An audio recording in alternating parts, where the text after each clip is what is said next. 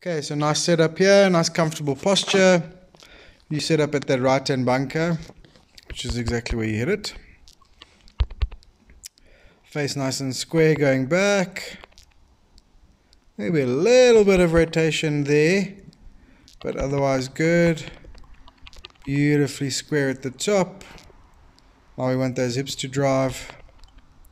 Very good. Oh, hips dragging you forward to impact. And a nice release. All done.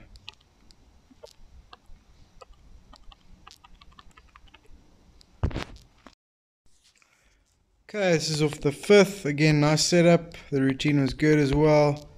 Face excellent going back. Very, very square club face. Very well done. Up to the top. Drive the hips. Maybe the arms could have delayed a little bit more on this one. Can see not quite as good separation between the hips and the upper body as there was in that previous swing. And then a little stand up out of your posture. You see how your hips have moved closer to the ball, and then the back just straightens up a little bit.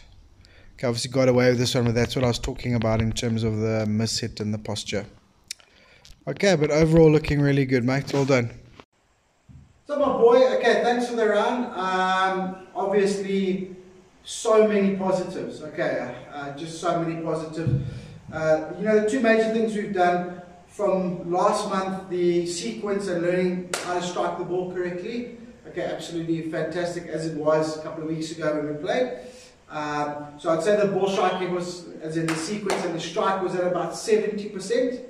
Alright, the dispersion which we worked on in terms of our alignment and getting the ball online, okay, I would say is about 80%. It was actually even better than what the ball striking was. Okay, the dispersion factor has come down, tremendously. Now, a lot of that is the alignment, I do get that. But you're starting to swing online, all that kind of stuff. So really, really good. In order to take it to the next level, it's got to now be even more specific. Okay, so obviously through the start of the round, everything really good in terms of the dispersion and the shot result. And then a couple on the back, kind of started on maybe a little bit on 10, but 10 was more of alignment. But 11 started to get a little bit ducky. Okay, but you were kind of aiming quite straight, maybe even left half of fairway. Okay, on holes where there's trouble on the left. So it wasn't that bad.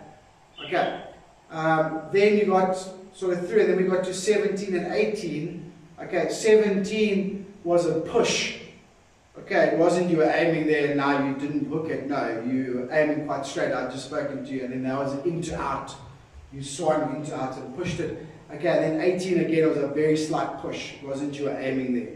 You were actually aiming more towards the bunker. Okay, so just through the round, we started to get a little more into out. Okay, now that can be a combination of trust, but also obviously as the hip gets lazier and lazier, the club's going to come in this side. And then obviously as we rotate that hip, the club's going to want to kick out and meet the back of the ball more. Okay, so in the middle of the back nine there, you're hitting the back of the ball, okay, and just gently rolling the club, and that's why you're getting that little draw. Okay, you can take that whole setup and just aim it down the right side of the fairway. Okay, but then towards the end of the round, it actually turned into more of an inside-out push.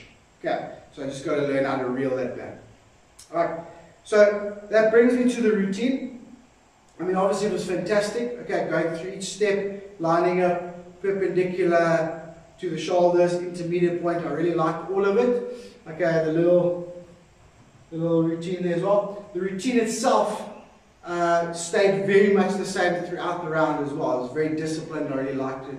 I saw a bit of breathing as well. I really liked it. The only thing I want you to work on with that routine, okay, is the time it took to execute that routine kind of varied a little bit. There was times where it got a bit slow.